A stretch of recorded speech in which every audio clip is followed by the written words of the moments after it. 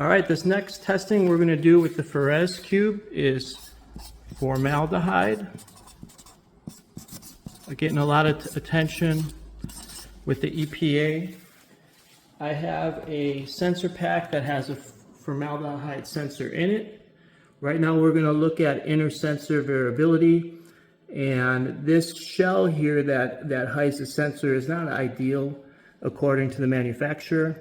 So this is phase one of the testing. I have the formaldehyde source behind that fan to the right there, and the two sensors are right next to each other. So for the next 2 hours, we're going to read and see what we get.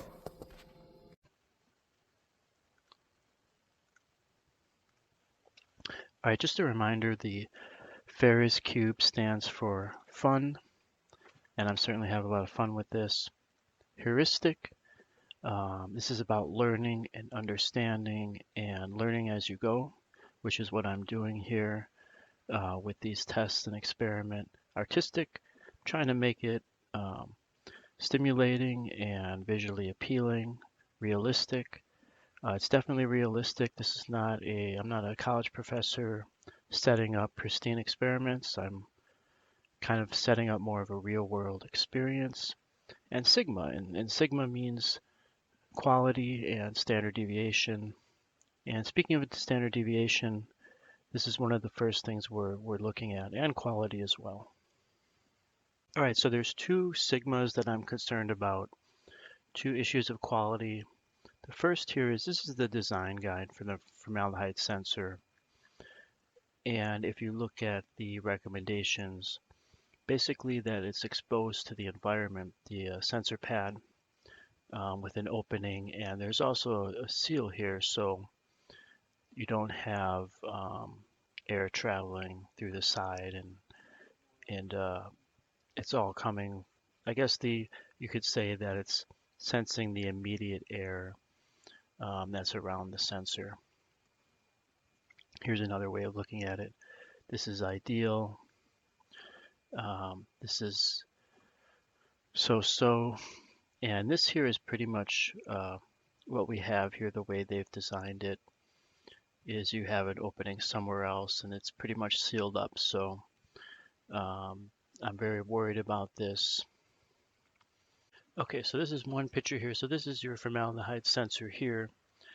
This is with the shell off. So basically what it was showing is to have the top of this exposed and to have it kind of in a box. And what they've done here is they've stacked it. And let me find another picture here. Let's just go through these pictures.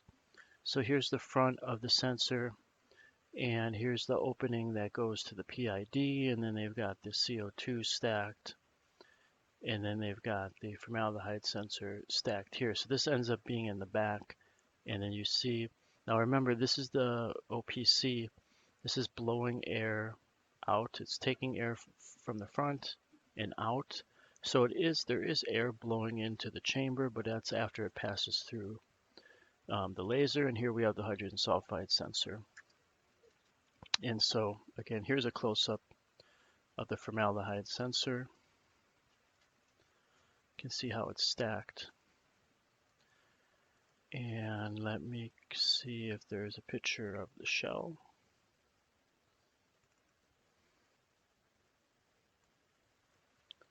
Okay, so I've kind of superimposed here. So here, as you see, it's all sealed up. And if you think of this pointed down, you can see the formaldehyde sensor is somewhere over here, concealed again. So you have the air coming in and getting blown into the back here. But this is what worries me. All right, and so the other thing I want to look at is, again, same with the OPC sensors, inter-sensor variability.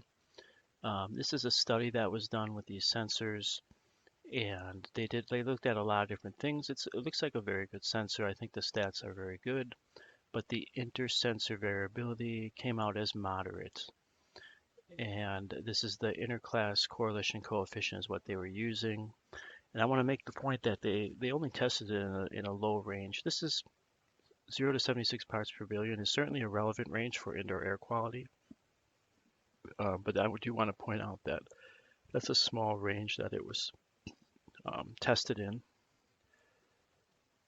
And here's the interclass correlation. Basically, it's a descriptive statistic that can be used when quantitative measurements are made on units that are organized into groups. So basically, it's commonly used to quantify the degree to which individuals with a fixed degree of relatedness, siblings, resemble each other. So sensors that resemble each other, formaldehyde sensors, how do they resemble each other? And like I said, this only got a moderate rating. So we're also going to look at that in our test procedure. So the idea is to first of all put them side by side as normal, introduce a formalin solution, and I would not these tests I'm going to talk about here. I do not have a reference monitor or a secondary monitor. I just introduce formalin in the Ferez box and did some tests here. Now I did the tests of the two together, and then I did the test comparing one with no shell and one with a shell. You got pretty consistent results. I'll kind of go over that and show some videos. But I wanted to show, I did kind of first play around with this by opening up this cup of formalin. Now, one of the things I think that might have affected this is I had the source so close to the sensors. You might have had like a near field, far field thing going on here. And I'm not sure the dynamics of the formalin escaping. And then I had them both off. And what I found was interesting. So with the cover on these two dash lines, and you see that the MNTC sensor pretty different, especially in high concentrations, maybe a little bit closer in lower concentrations. But then when you see the cover was off, they kind of flipped, and the COCR was much higher this time than the MNTC. Now I will say for all the other tests that I've done, the MNTC is always reading much higher, not much higher, but is always the higher reading to the COCR no matter what the scenario. Okay, let me jump in and right quick tell you. So the first day of testing I did in different situations, stagnant air, air with the fan going. I switched the two around, with the shell on. I switched them around, and you can see here that they started out really close together, which was interesting. But then from then on out, the MNTC was always higher than the COCR, and you can see there's quite a bit of variability there. All right, I don't know if I've shown the dashboard yet, but this is the dashboard here. This is pretty cool the way they have it set up. These are, I believe, averages. But let me show you here. So this was on the second day of testing with the formaldehyde. So right before church, I turned them on, and this was in the stagnant box with the shell on. And you can see here the MNTC is always higher, so there is variability there. At 1 o'clock, I took one of the shells off. I took the shell off the COCR, and you can see nothing changed. And then at 3 o'clock, I introduced formalin behind the fan.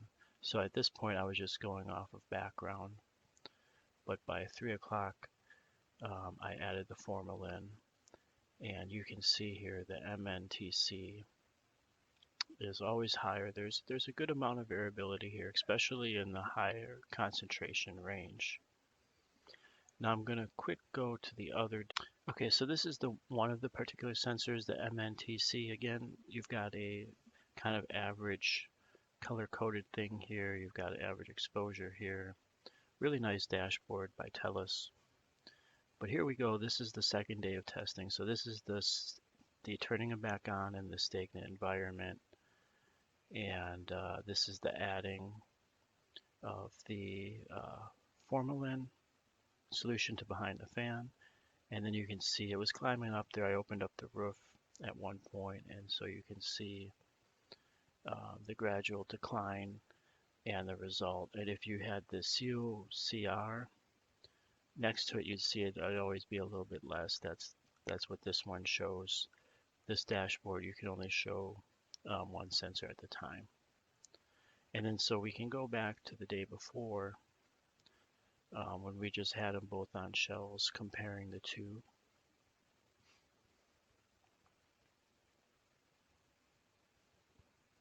So you can get an idea here. See, this looks just like, and I paused the testing at various times, but you can see this one looks just like this one. This is just the downloaded data onto the Excel. This is every 5 minutes. This one is every 15 minutes. This episode brought to you by Brazilian Blowout. A little formaldehyde goes a long way. Poor Jennifer. As a woman, it's an awful thing. We were the first to bring you the story on this Brazilian blowout craze. The Brazilian blowout. You have got to get a Brazilian blowout. Brazilian blowout.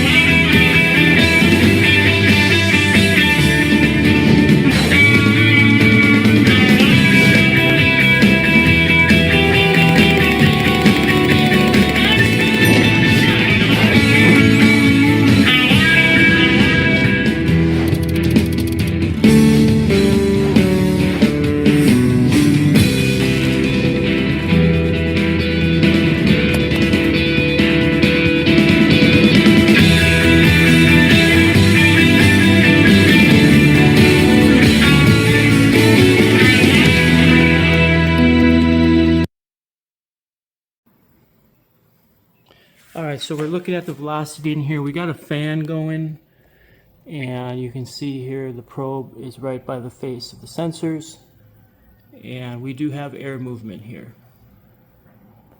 So this is not a stagnant environment. I have yet to see if I need to turn this fan on, but the fan in the back right there is going on. And my plan is to introduce the formalin solution behind that fan. Okay, we are set. The fan is going. The formalin is in there. Trying to keep a pretty low level. All right, it's just been another 6 minutes or so. We're up to 300 parts per billion, but it's still tracking pretty well. So I'm thinking I'm going to crack the lid on the roof just to relieve some pressure and not let these concentrations get out of control. Okay, so far we got about 300, almost 400 parts per billion, and the sensors are agreeing with each other pretty well. But I'm going to open up the top here and just relieve a little bit of pressure. I don't want the formaldehyde levels to go completely out of control. Crack open a little bit there. All right, so it's 536. Not much is different. The MNTC still reads higher than the COPC, even with the shell off. Right now I turn the fan off, so we're going stagnant, and we'll see what happens with that. All right, we're going to turn the fan off and go stagnant the rest of the way. Okay, this Sunday morning I've been running the sensors, and it's been about 100 parts per billion formaldehyde. Here I'm just confirming. Now this is in a stagnant environment. You can see there I don't have the fan on.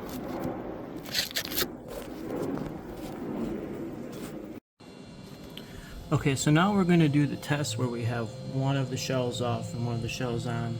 Now the MNTC, this one here, is always higher in formaldehyde. So I figure let's make the one that's always lower with the shell off. And so if that jumps ahead of the other one, the MNTC, this is the COCR, then that will be even more of an example of when the shell is open, it reads more, which might mean it reads better. So here we go. Okay, so when I did add formaldehyde solution, this is where it was here. I added on this tray, and then the fan is blowing this way, and the sensors are in the front right. Okay, to summarize what I learned in this one, I might do a video where I go into more detail. But what I learned is that shell or no shell, there is some inter-sensor variability. I think it's maybe more as the concentration goes up. And it's just something that until I can get a secondary or a reference measurement to compare to kind of see what that all means. But for now, I got to know that the MNTC usually reads higher than the other one. I'm still going to modify the shell and open it up to allow air in there. I still think that matters. But the effect of, well, let me look here. Okay, the effect of having one with the shell off and this one with the shell on, and I purposely took the one that was always reading lower. I took that shell off because I figured if having the shell off made a difference and made the measurement better, then we should see the levels even go surpass the MNTC, but you really could not recognize a change in the data compared to when both shells were on and this one shell was off. So long and short of it is, I'm now aware of there's a significant inter-sensor variability. One reads higher than the other one in most cases, and although in these situations the shell didn't seem to matter, I do think that might be partly affected by being in such a small constricted area. So the box being enclosed, maybe the concentration can mellow out and or get into the shell a lot easier and get good readings. Maybe if this is more open, it will be harder to read the true atmosphere outside. So I'm still very wary of this shell and the way it's constructed, and I am going to modify it so it looks more like the manufacturer's recommendations. Plexiglass theory.